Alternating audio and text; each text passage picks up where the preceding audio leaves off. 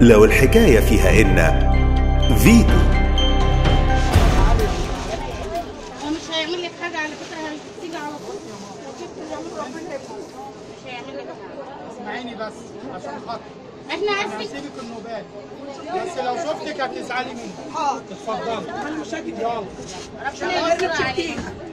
يستر عليك ربنا. عشان فيتو.